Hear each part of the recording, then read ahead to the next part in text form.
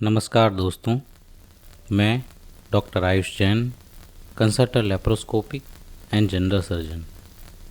पिछले अंक में हमने देखा, विशेष देखने पर उसे ज्ञात हुआ कि यह चरण किसी सुलक्षण विशिष्ट व्यक्ति के हैं। वह अनुकरण करती हुई आगे बढ़ी। कुछ दूर चलने पर उसे एक वृक्ष के नीचे 2 पुरुष और एक स्त्री दिखाई दिए। उसकी प्रथम दृष्टि श्री राम पर पड़ी। उनका सुंदर रूप देखकर वह मोहित हो गई। पुत्र के लिए शोक और क्रोध का स्थान कामासक्ति ने ले लिया। कुछ समय पहले हुए पुत्र के वियोग को भूलकर वह कामातुर हो गई। अपनी वैक्रिय शक्ति से उसने स्वयं को स्वर्ग की अप्सरा के समान अनुपम सुंदरी बनाया और राम के निकट आई। आपको ज्ञात होगा कि चंद्रनखा राक्षस वंश में उत्पन्न हुई विद्याधर स्त्री थी। इसलिए अपने भाइयों के समान वह भी अनेक विद्याओं की जानकार थी। उसे देखकर श्री राम ने पूछा, भद्रे, इस यमधाम जैसे दारुण दंडकारण्य में तू कैसे आ गई? अप्सरा के रूप में रही चंद्रनखा ने कहा, हे महानुभाव, मैं अवंती नरेश की पुत्री हूँ। गत रात्रि को मैं अपने कक्ष में सो रही थी। वहाँ कोई विद्याधर कुमार आकर मुझे अपनी शक्ति से इस वन में ले आया। वन में एक दूसरे विद्याधर की दृष्टि मुझ पर पड़ी और दोनों मुझे पाने के लिए एक दूसरे से युद्ध करने लगे। युद्ध में दोनों गंभीर रूप से घायल हुए और मृत्यु को प्राप्त हुए। मैं इस वन में अकेली रह गई और भटकते भटकते मुझे आप जैसे पुरुष मिले। आप मुझे शीघ्र ही स्वीकार करें। मैं स्वयं को आपके चरणों में समर्पित करती हूँ। चंद्रनखा की ऐसी बातों से और उसके चेहरे और आंखों से प्रकट होती काम विह्वलता एवं सहसा प्रणय संबंध की याचना से राम लक्ष्मण के मन में संदेह उत्पन्न हुआ। उन्होंने सोचा यह कोई मायाविनी स्त्री है और उन्हें फंसाने आई है। यह जानकर श्री राम ने कहा, सुंदरी, मैं तो प्रणय बंधन में बंधा हुआ हूँ। मेरी पत्नी भी मेरे साथ ही है, इसलिए मैं तो आपका मनोरथ पूर्ण नहीं कर सकता, किंतु लक्ष्मण अकेला है, आप उसे प्रसन्न करें। रामचंद्र जी के ऐसा कहने पर वह वासुदेव लक्ष्मण जी के पास गई और उनसे प्रणय की याचना की।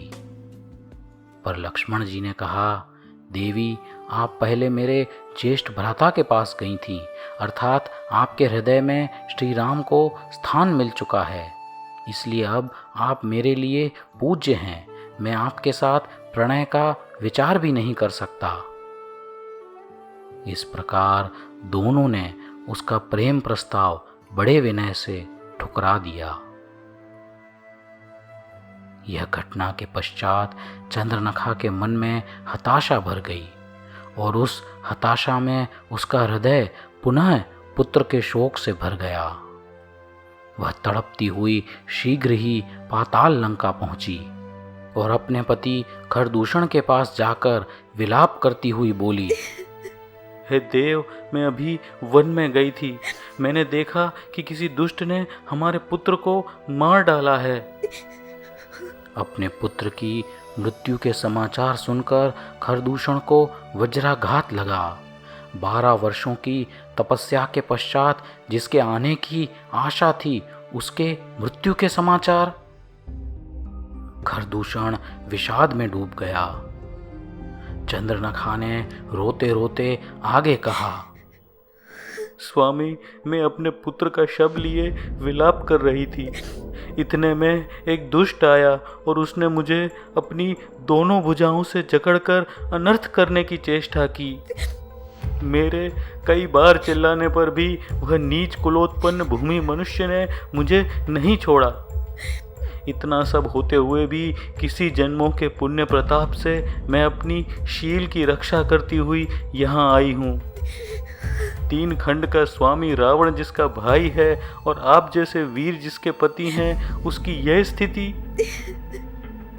इस प्रकार चंद्रनखा ने स्वयं का कामातुर होने का प्रसंग बड़ी कपटतापूर्ण तरीके से छुपा लिया, क्योंकि संसार के जीव बड़े चतुर होते हैं।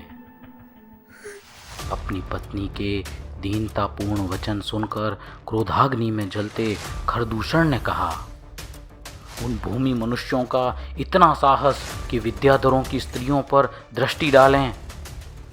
इतना कहकर खरदूषण स्वयं दंडकारण्य में गया और उसने अपने पुत्र को देखा। अपने पुत्र को मरा हुआ देखकर उसके क्रोध का जैसे ज्वालामुखी फट पड़ा और अपने पुत्र को मारने वाले का संहार कर देने का उसने निश्चय किया। दंडकारण्य से शीघ्र वापस आकर वह अपने मंत्रिमंडल के पास गया और आगे की रणनीति का विचार प्रारंभ किया। मंत्रिमंडल ने यह शंबुक वध का निर्णय सुनकर कहा, राजन, जिसने भी शंबुक को मारा है उसने निश्चित ही सूर्यहास खड्ग भी हथिया लिया होगा। राजन, अगर इसकी उपेक्षा की जाएगी तो वह व्यक्ति क्या नहीं करेगा। वह निश्चित रूप से शक्तिवान होगा और अब सूर्यहास खड्ग प्राप्त करने के बाद अत्यधिक शक्तिवान हो गया होगा। हे नाथ, यह कार्य शीघ्र करने के योग्य है। 3 खंड के अधिपति रावण को भी खबर दी जाए। मंत्रियों की प्रेरणा से विद्याधर खरदूषण ने यह खबर दूत के माध्यम से लंका भिजवाई, पर अपने पुत्र की हत्या का प्रतिशोध लेने के लिए खरदूषण तत्पर था। उसमें उतना धैर्य नहीं था कि वह रावण के प्रत्युत्तर तक धैर्य रखे। इस प्रकार अभिमान से जिसका मुख कंपित हो रहा था, ऐसा विद्याधर खरदूषण अपने 14,000 मित्रों के साथ दंडकारण्य की ओर आकाश मार्ग से चला। चंद्रनखा भी अपने पुत्र के हत्यारे और अपने प्रेम प्रसंग का अस्वीकार करने वालों का विध्वंस देखने की इच्छा से साथ में चली। राक्षसों की विशाल सेना धीरे धीरे दंडकारण्य की ओर बढ़ने लगी। सेना का भयंकर कोलाहल सुनकर सीता भय को प्राप्त हुई। भय से वह अपने पति श्री राम से ऐसे लिपट गई जैसे लता वृक्ष से लिपट जाती है। उसे सांत्वना देकर राम ने विचार किया कि यह अत्यंत भयंकर स्वर किसका होना चाहिए। क्या यह किसी भयानक मेघ या सिंह का स्वर है? अपने विचारों को दूर रखते हुए श्री राम ने कहा, हे देवी, लगता है आकाश मार्ग से राजहंस पक्षी के समूह जा रहे हैं, अथवा आपको भयभीत करने वाले दूसरे दुष्ट पक्षियों का समूह जा रहा होगा। हे प्रिय, मेरा धनुष दो, मैं अभी यह संकट दूर करके आता हूँ। इस प्रकार सीता को मनाकर राम अपना धनुष लेकर अपने स्थान से निकले। आकाश में उन्हें हजारों विद्याधर दिखे। यह विशाल सेना को देखकर राम ने सोचा, लगता है जिस मनुष्य को लक्ष्मण ने मारा उसके हितैषी यहाँ आए हैं, अथवा उस मायाविनी दुराचारी स्त्री ने हमें दुख देने के लिए अपने आत्मीय जनों को यहाँ भेजा है। पर अब निकट में आई सेना की उपेक्षा करना असंभव है। रामचंद्र जी ने अपने धनुष बाण और कवच संभाले और युद्ध के लिए तत्पर हुए। पर साथ में रहे हुए लक्ष्मण जी ने कहा, हे भाई, यह सारा वृतांत मेरी गलती से हुआ है। ना मेरे हाथों उस साधक की हत्या होती, ना यह क्षण आता। आप युद्ध मेरे लिए छोड़ दीजिए। आप राजपुत्री सीता की रक्षा कीजिए। यदि मुझ पर विपत्ति आएगी तो मैं आपको सिंहनाद करके यहाँ बुलाऊंगा। इतना कहकर कवच से आच्छादित और दिव्य शस्त्रों से अभिभूत लक्ष्मण जी शत्रु की ओर मुख करके खड़े हो गए।